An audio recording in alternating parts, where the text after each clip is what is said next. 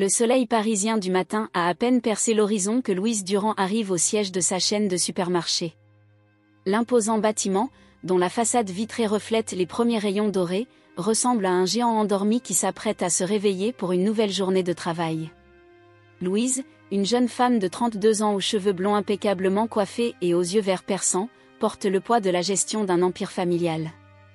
Vêtue d'un élégant tailleur qui souligne sa posture autoritaire, elle traverse les couloirs d'un pas décidé, saluant les employés d'un sourire répété, jusqu'à son bureau au dernier étage. Dès qu'elle a refermé la porte derrière elle, son visage a changé. Le masque de la confiance a fait place à une expression d'inquiétude. Assise dans son fauteuil en cuir, Louise ouvre un dossier posé sur la table, révélant les rapports financiers et les inventaires des derniers mois. Ce n'est pas possible, se dit-elle en fronçant les sourcils en analysant les chiffres. Ces données ne concordent pas. Les rapports de stock de l'un des magasins présentaient des divergences subtiles mais constantes. De petites quantités de produits disparaissaient régulièrement, sans aucune trace de vente ou de retour. C'est comme s'ils s'étaient évaporés dans la nature. Louise décroche le téléphone et appelle son assistante. « Pierre, j'ai besoin que vous veniez immédiatement dans mon bureau. » Quelques minutes plus tard, Pierre, un homme d'âge moyen avec des lunettes à monture fine, entre dans la pièce. « Mademoiselle Durand, que puis-je faire pour vous ?» Pierre regarde ses rapports. « Voyez-vous ce que je vois ?» L'assistant examine les documents quelques instants, les yeux légèrement écarquillés. « Oui, il y a des incohérences dans le stock de la boutique du 15e arrondissement. Mais ce sont de très petites quantités, c'est peut-être juste. » « Non, » l'interrompt Louise. « De petites sommes qui s'additionnent au fil du temps pour atteindre un montant considérable. Ce n'est pas une erreur du système, Pierre. Quelqu'un vole. » « Vous êtes sûre, mademoiselle ? » C'est une accusation grave. Louise se lève et se dirige vers la fenêtre qui offre une vue panoramique de Paris. « J'en suis presque sûre. Et je pense savoir qui c'est. » « Qui ? » « Sarah Laurent, » répond Louise en se tournant vers Pierre. « La gérante de ce magasin. Elle a accès à tout, elle connaît les systèmes, les délais de livraison. Il lui serait facile de détourner des marchandises sans éveiller de soupçons immédiats. » Pierre a l'air mal à l'aise. « Sarah ? Mais elle travaille avec nous depuis des années. Elle a toujours été une employée exemplaire. » « Parfois, Pierre, les gens nous surprennent, » dit Louise, la voix teintée de déception. « Mais nous ne pouvons pas l'accuser sans preuve concrète. Il faut enquêter discrètement. » C'est alors qu'une idée audacieuse surgit dans l'esprit de Louise. Ses yeux brillent de détermination et elle se retourne vers Pierre. « J'ai un plan, » annonce-t-elle. « Je vais me déguiser en nouvelle employée et travailler dans la boutique du 15e arrondissement. Je surveillerai Sarah de près, pour savoir ce qui se passe. » Pierre est abasourdi. « Mademoiselle Durand, c'est risqué. Et si quelqu'un vous reconnaît ? » Louise sourit avec assurance. « Personne ne me reconnaîtra, Pierre. Je changerai complètement d'apparence. De plus, peu d'employés des magasins me connaissent personnellement. Je ne serai qu'un nouvel arrivant de plus. Mais, qu'en est-il de vos responsabilités ici ? Tu t'occuperas de tout pendant quelques semaines. Dis à tout le monde que je suis en voyage d'affaires à l'étranger. Personne ne se posera de questions. » Pierre soupire, reconnaissant la détermination dans les yeux de sa patronne. « Comme vous voulez, mademoiselle. Quand comptez-vous commencer ? » « Immédiatement, » répond Louise, qui commence déjà à planifier sa transformation. « Préparez les documents nécessaires à mon embauche fictive. Dès demain, Louise Durand disparaîtra et sera remplacée par Sophie Berger, une simple employée de supermarché. Dans les jours qui suivent, Louise se consacre à la création de son nouveau personnage. Elle se teint les cheveux en brun, adopte des lunettes à monture épaisse et des vêtements simples. Elle prend un accent différent et crée une histoire convaincante pour Sophie. Le matin où elle devait commencer son plan, Louise, devenue Sophie, s'est regardée dans le miroir, reconnaissant à peine la femme qui lui faisait face. Elle est nerveuse, mais déterminée.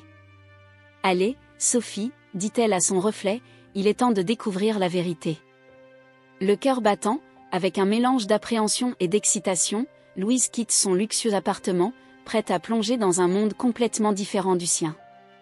Elle était loin de se douter que cette enquête allait non seulement révéler la vérité sur Sarah Laurent, mais aussi changer profondément sa propre vision de la vie et des affaires.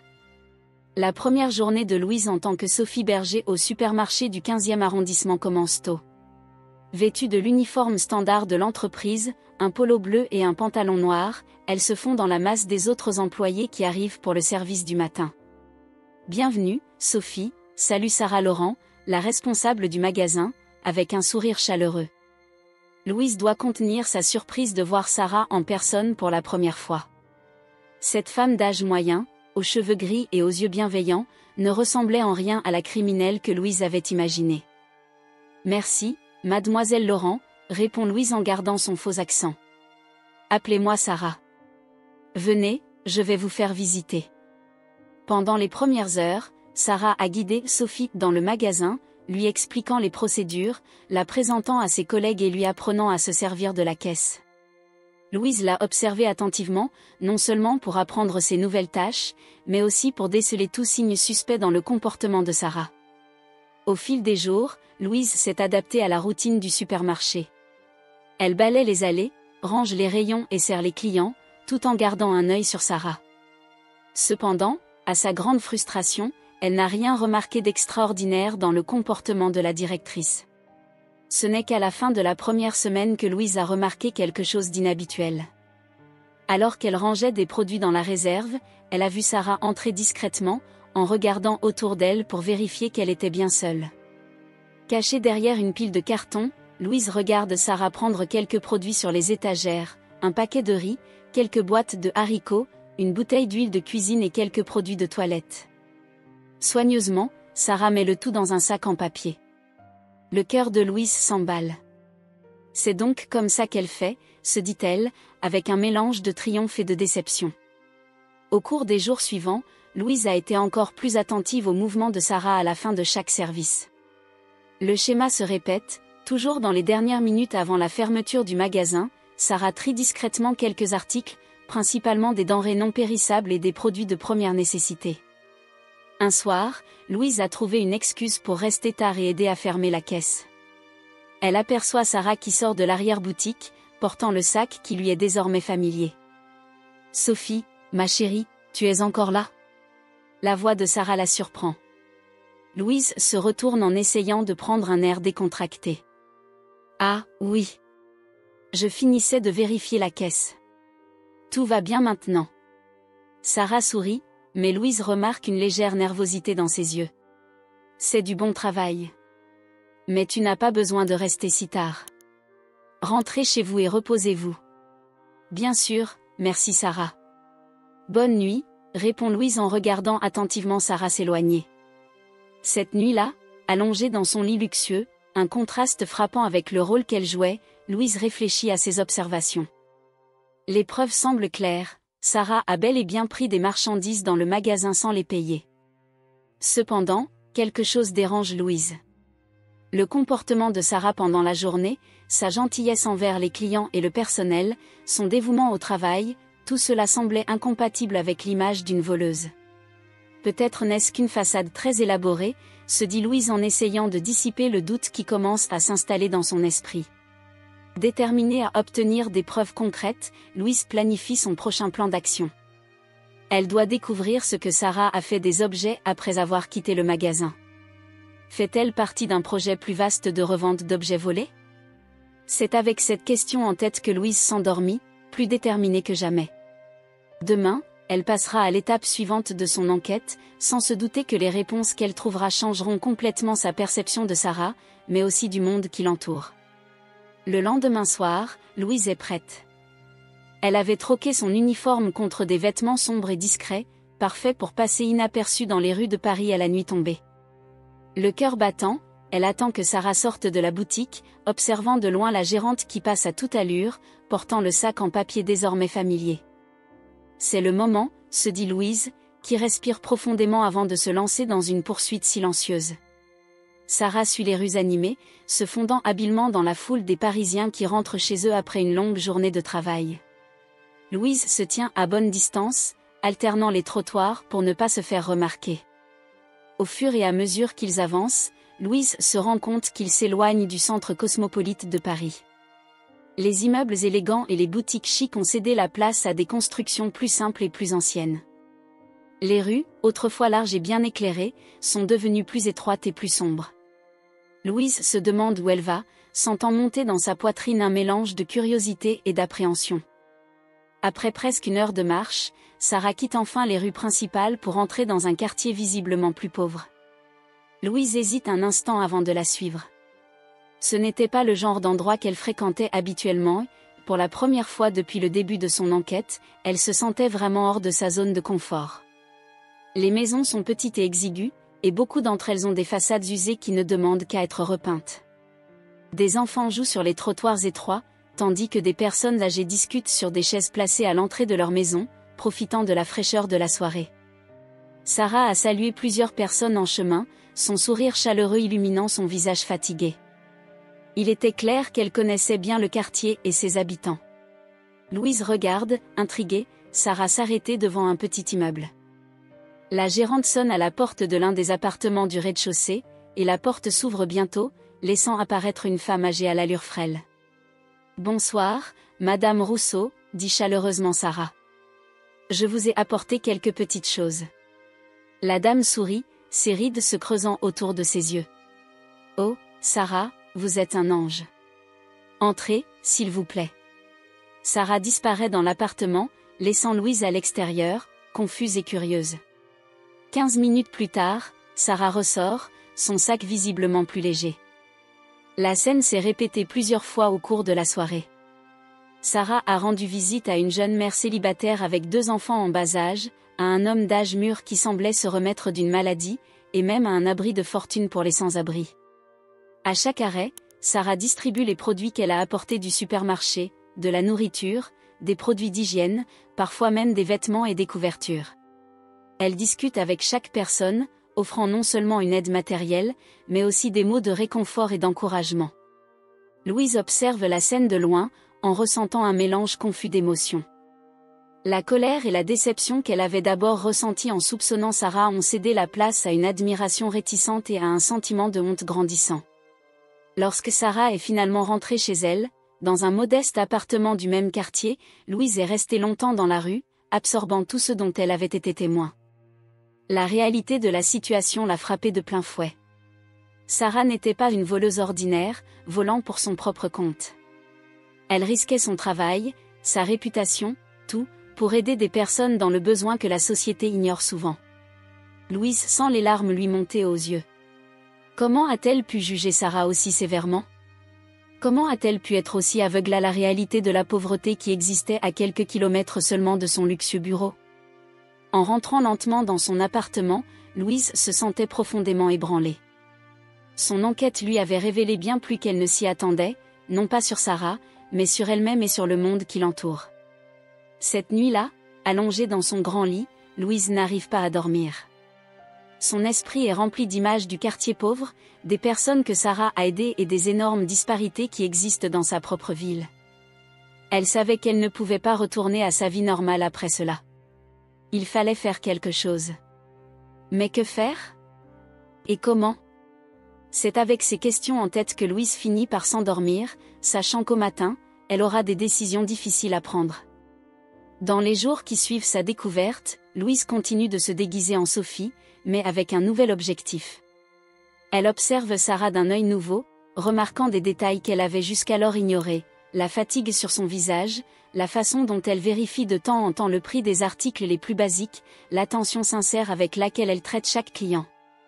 Un après-midi, alors qu'elle organise une étagère, Louise surprend une conversation entre Sarah et une autre employée, Claire. « Sarah, tu as l'air épuisée. »« Tout va bien ?» demande Claire, inquiète. Sarah sourit faiblement. « Je vais bien, ma chérie. J'ai juste eu une nuit agitée. Mon voisin, Monsieur Durand, a fait une rechute et j'ai dû l'aider à se rendre à l'hôpital. »« Oh, le pauvre. Mais Sarah, tu dois aussi t'occuper de toi. Tu ne peux pas porter les problèmes de tout le quartier sur ton dos, » soupire Sarah. Sarah soupire. « Je sais, Claire.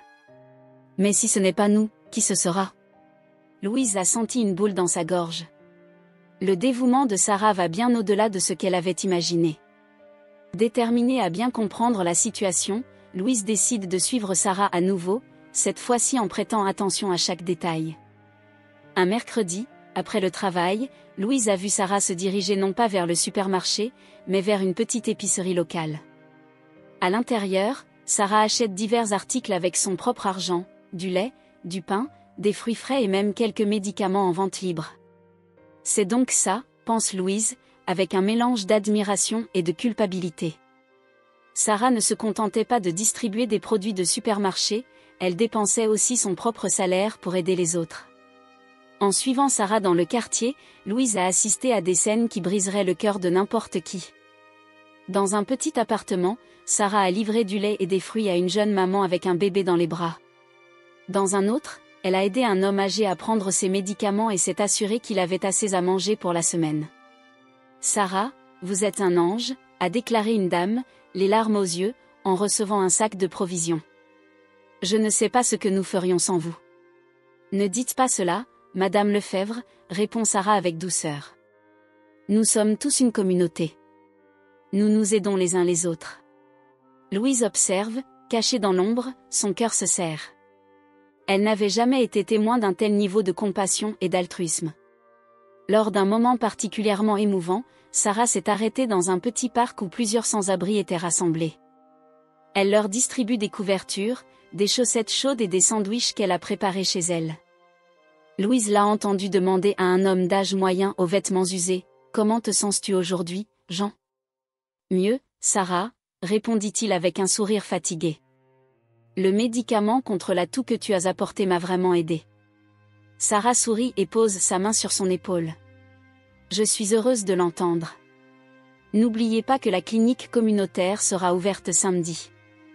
Promets-moi d'aller faire un bilan de santé complet. » Jean acquiesce, visiblement touché par la sollicitude de Sarah.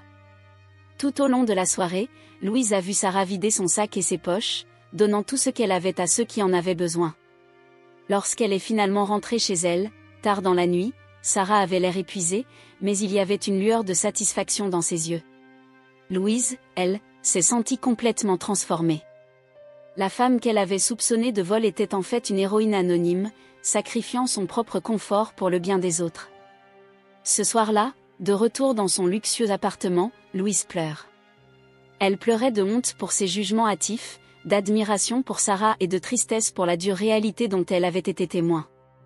En regardant la ville illuminée par la fenêtre, Louise savait qu'elle ne pouvait plus prétendre qu'elle n'avait pas vu ce qu'elle avait vu. Quelque chose devait changer, et elle était déterminée à participer à ce changement. C'est avec cette résolution en tête que Louise a commencé à planifier sa prochaine étape. Elle savait qu'elle ne pouvait plus se contenter de retourner à sa vie antérieure.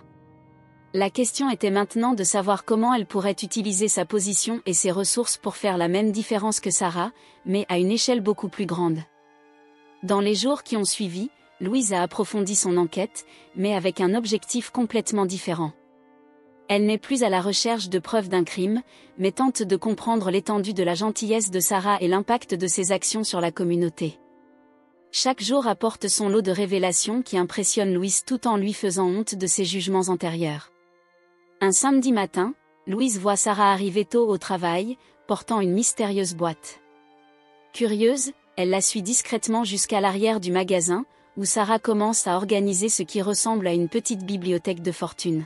« Qu'est-ce que tu fais, Sarah ?» demande l'un des employés qui passe. Sarah sourit, les yeux brillants d'enthousiasme. « Je suis en train de mettre en place un coin lecture pour les enfants du quartier. Beaucoup d'entre eux n'ont pas accès à des livres à la maison. J'ai pensé que nous pourrions faire la différence, ne serait-ce qu'avec quelques histoires. » Louise sent son cœur se serrer. La générosité de Sarah semble ne connaître aucune limite. Une autre fois, Louise a vu Sarah consoler une cliente âgée qui avait perdu son portefeuille. « Ne vous inquiétez pas, Madame Dupont, » dit Sarah avec douceur. « Nous porterons vos achats chez vous et vous pourrez payer quand vous le pourrez. Je vous fais confiance. » La gratitude dans les yeux de la dame était évidente, et Louise a réalisé que Sarah faisait bien plus que vendre des produits, elle construisait une communauté basée sur la confiance et la compassion. Un jour particulièrement marquant, Louise a vu Sarah organiser une petite fête surprise pour l'un des jeunes employés qui avait réussi son examen d'entrée à l'université. « Tu as réussi, Antoine !» s'exclame Sarah en serrant dans ses bras le jeune homme ému. « Je savais que tu y arriverais. Nous sommes tous très fiers de toi. » Louise regarde, la gorge nouée, Sarah réunir l'équipe, acheter un petit gâteau et même un cadeau, une série de stylos qu'Antoine pourra utiliser à l'université. Au fil des jours, Louise se sent de plus en plus coupable de ses soupçons initiaux. Elle se rend compte que Sarah n'est pas seulement une employée dévouée, mais le cœur battant de la communauté. Ses petits gestes de gentillesse, son souci du détail et sa compassion sincère faisaient une réelle différence dans la vie des gens. Un soir, après le travail, Louise a suivi Sarah dans un centre communautaire local. Là, à sa grande surprise, elle a vu Sarah animer un cours d'alphabétisation pour adultes. Avec patience et gentillesse, elle aide des personnes de tous âges à apprendre à lire et à écrire, leur offrant ainsi une chance d'améliorer leur vie. Louise a entendu Sarah dire à ses élèves : « Vous vous débrouillez très bien. N'oubliez pas qu'il n'est jamais trop tard pour apprendre. Chaque mot que vous maîtrisez est un pas vers un avenir meilleur. » À ce moment-là, Louise sent des larmes couler sur ses joues. Comment a-t-elle pu se tromper sur quelqu'un d'aussi extraordinaire ? La culpabilité qu'elle ressentait était presque écrasante. En réfléchissant à tout ce dont elle avait été témoin, Louise s'est rendue compte que Sarah ne se contentait pas d'aider des individus, mais qu'elle tissait un réseau de soutien et d'espoir qui soutenait l'ensemble de la communauté. Ses actions, bien que techniquement contraires aux règles de l'entreprise, sauvaient et amélioraient des vies d'une manière que Louise n'avait jamais envisagée. La prise de conscience qu'elle, en tant qu'héritière et dirigeante de la chaîne de supermarchés, était si éloignée de cette réalité l'a amenée à remettre en question l'ensemble de son système de valeurs. Louise a commencé à se demander ce qui comptait vraiment. Les profits et l'efficacité ou le bien-être des personnes et de la communauté ? Chaque jour qui passe, l'admiration de Louise pour Sarah grandit, tout comme sa détermination à faire quelque chose de significatif. Elle savait qu'elle ne pouvait pas retourner à sa vie antérieure en prétendant que rien n'avait changé. La question était maintenant de savoir comment elle pouvait utiliser sa position et ses ressources pour soutenir et amplifier le travail de Sarah. Louise savait qu'une décision difficile l'attendait. Elle allait devoir affronter non seulement Sarah, mais aussi ses propres convictions et le fonctionnement de son entreprise. Le cœur lourd, mais pleine d'une nouvelle détermination, Louise commence à planifier sa prochaine action. Le lendemain matin, Louise arrive au supermarché plus tôt que d'habitude. Le cœur battant, elle répète mentalement ce qu'elle va dire à Sarah. Vêtue de son uniforme Sophie, elle attend dans la salle du personnel, sachant que Sarah est toujours la première à arriver. Lorsque la porte s'est ouverte et que Sarah est entrée, Louise a pris une grande inspiration. « Sarah, puis-je vous parler en privé ?» Sarah acquiesce, un léger sourire aux lèvres. « Bien sûr, Sophie. Ou devrais-je dire Louise ?» Louise s'est figée, les yeux écarquillés par le choc. « Tu savais ?» Sarah rit doucement. « Depuis le premier jour, ma chérie. Tu ne peux pas cacher qui tu es vraiment, même si tes fantasmes sont excellents. » Louise sentit ses jambes faiblir et s'assit, abasourdie. « Mais, comment ? Pourquoi n'as-tu rien dit ?» Sarah s'est assise à côté d'elle, le regard bienveillant. « Je voulais que vous voyiez par vous-même. Parfois, nous avons besoin de sortir de notre zone de confort pour vraiment comprendre le monde qui nous entoure. » Je ne sais pas quoi dire, balbutie Louise. Je suis venue ici en pensant que tu volais, et maintenant ? Et maintenant, tu connais la vérité, ajoute Sarah à voix basse. Je ne suis pas fière d'avoir enfreint les règles de l'entreprise, Louise. Mais quand on voit tant de besoins, tant de souffrances, parfois les règles paraissent dérisoires en comparaison. Louise sent les larmes lui monter aux yeux. Sarah, je suis vraiment désolée. Je t'ai tellement mal jugée. Ce que vous faites ici, pour la communauté, est incroyable. Sarah sourit et pose une main réconfortante sur l'épaule de Louise. Ne t'en veux pas. Vous êtes venue, vous avez vu et vous avez appris. C'est ce qui compte. Mais pourquoi n'as-tu pas demandé de l'aide ? Pourquoi n'es-tu pas venue me voir ou voir le comité d'entreprise ? Sarah soupire. Louise, chérie, Tu crois vraiment que le conseil d'administration se préoccupe de quelques familles dans un quartier pauvre? Dans ce monde de profits et de chiffres, nous oublions parfois qu'il y a de vraies personnes derrière les statistiques. Louise a senti le poids de ces mots. C'est vrai. Combien de fois avait-elle elle-même ignoré les réalités au-delà des rapports financiers? Je veux aider, dit Louise, d'une voix ferme. Pas seulement toi, Sarah, mais toute la communauté. Nous pouvons faire plus, beaucoup plus. Sarah la regarde avec un mélange de surprise et d'espoir. Tu veux vraiment ça? Oui, répond Louise sans hésiter. Ce que vous faites ici, c'est le véritable but d'une entreprise. Il ne s'agit pas seulement de vendre des produits, mais de servir la communauté. Je veux transformer notre entreprise, en faire un exemple de responsabilité sociale. Sarah sourit, ses yeux brillent de larmes retenues. Oh, Louise. Tu ne sais pas ce que ça représente. Mais j'ai besoin de ton aide, poursuit Louise. Vous connaissez les besoins réels des gens. Ensemble, nous pouvons créer des programmes qui font vraiment la différence. Sarah acquiesce, ravie.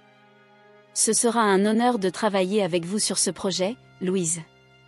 Les deux femmes s'étreignent, un moment de compréhension et de respect mutuel s'installe entre elles.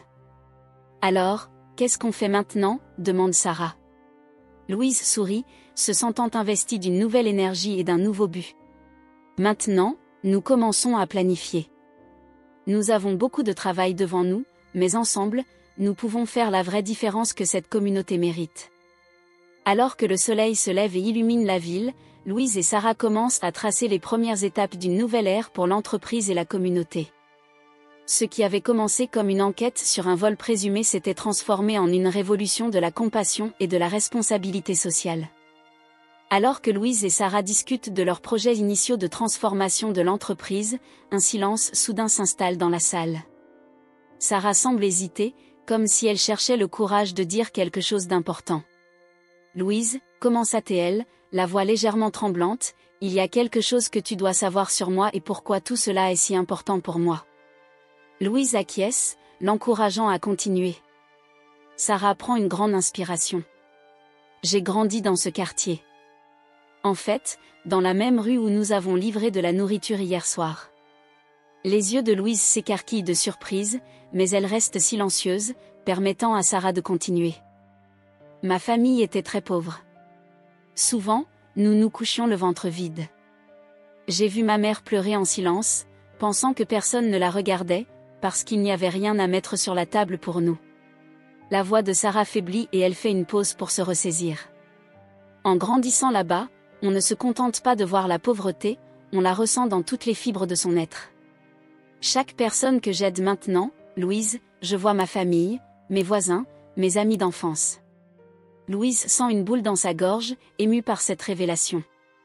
Sarah poursuit, ses mots s'enchaînant avec insistance. Ce travail, Louise, n'est pas seulement un travail pour moi. C'est ma façon de rendre l'appareil, de faire la différence que j'aurais aimé que quelqu'un fasse quand j'étais enfant. Soudain, Sarah saisit les mains de Louise, les yeux suppliants. S'il te plaît, Louise, je sais que j'ai enfreint les règles, mais ne me licencie pas. Ce travail est le seul moyen pour moi d'aider ces gens. Sans lui, Louise n'a pas laissé Sarah terminer. Sur un coup de tête, elle s'est levée et a serré Sarah très fort dans ses bras, les larmes coulant sur son visage. Oh, Sarah, dit Louise, la voix étranglée par l'émotion. Jamais, au grand jamais, il ne me viendrait à l'esprit de vous licencier. Vous êtes exactement le genre de personne dont nous avons besoin, non seulement dans ce magasin, mais dans l'ensemble de notre réseau.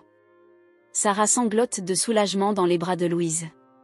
Louise s'éloigne doucement et tient les épaules de Sarah en la regardant dans les yeux.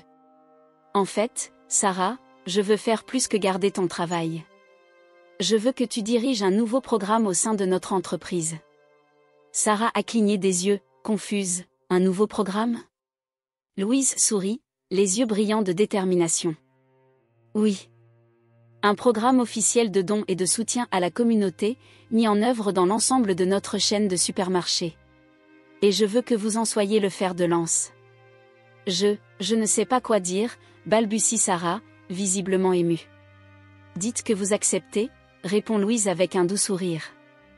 Votre expérience, votre compassion, votre connaissance des besoins réels de la communauté, tout cela est inestimable.